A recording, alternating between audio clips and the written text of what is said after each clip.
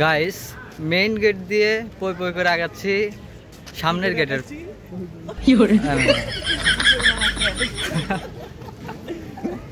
আচ্ছা মানে main gate দিয়ে পই পই করে আগাচ্ছি, তারপর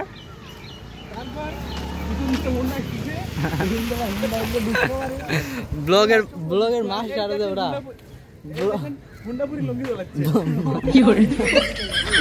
ব্লগের মাস্টার।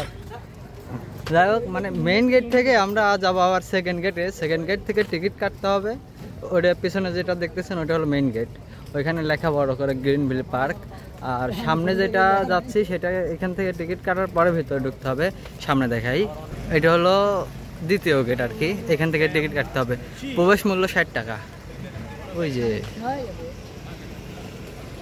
আচ্ছা, তারপর ভিতরে যাই। মেইন গেট দিয়ে প্রবেশ করার পরে এরকম পাবেন, সামনে দিয়ে ওই দিক দিয়ে মানে বড় একটা জায়গা। এখানে কি করে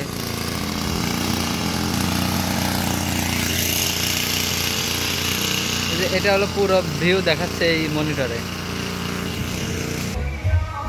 ভিতরে সুইমিং পুল, এখানে গান বাজতেছে তো এটা দিলে কপিরাইট আসার সম্ভাবনা থাকে, তো এটা পেছন থেকে আমি ভিডিও করছি। এর মধ্যে হলো সুইমিং পুল। যখন 22 সালে আসছিলাম তখন চারপাশে আটকানো ছিল, এখন ওইটা তুলে দিছে। তবে আমার জানা মতে এই পার্কের সবচাইতে আকর্ষণীয় পার্টটা হলো এই সুইমিং পুল। আর এই সুইমিং পুলের চারপাশ দিয়ে কিন্তু স্পিড বোট রাইডটা আছে, আপনারা চাইলে ট্রাই করতে পারেন। দেখতে দেখতে স্পিড বোট চলে আসলো, আর এভাবে স্পিড বোট রাইডটা চলে। এখানে রাইডের মূল্য মেবি 60 টাকা থেকে 70 টাকা হবে। পার্কে ঘুরে যতটুকু জানলাম, যতটুকু দেখলাম, পার্কটা বেশি একটা বড় না আর বেশি একটা ছোটও না। চারিদিকে ঘুরলে আপনি সুন্দর একটা ঝর্ণা পাবেন, আর এই ঝর্ণার উপরে উঠলে নাকি 2000 টাকা জরিমানা।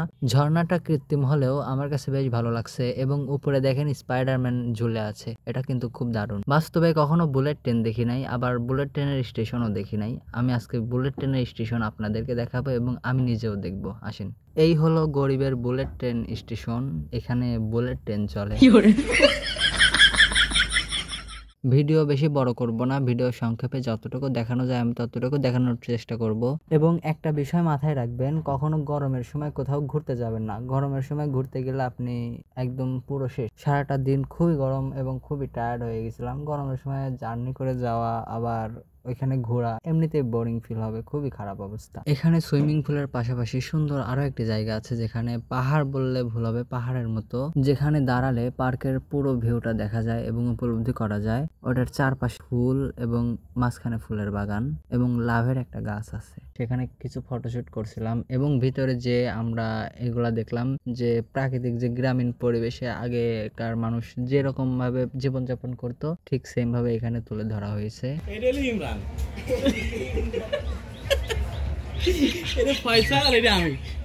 তাই নাকি?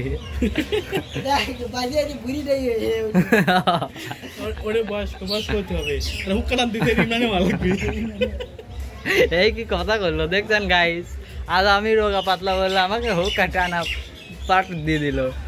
আর এই সেই ফ্লাওয়ার্স গার্ডেনের উপরে পাহাড়ের মতো আর কি, এখান থেকে সম্পূর্ণ ভিউটা দেখা যায়, পার্কের চারিপাশে কি আছে না আছে সবকিছু উপলব্ধি করা যায়। আজকের ভিডিওটা এই পর্যন্তই, পরবর্তী ভিডিও পর্যন্ত সবাই ভালো থাকবেন, সুস্থ থাকবেন। আল্লাহ হাফেজ, আসসালামু আলাইকুম সবাইকে।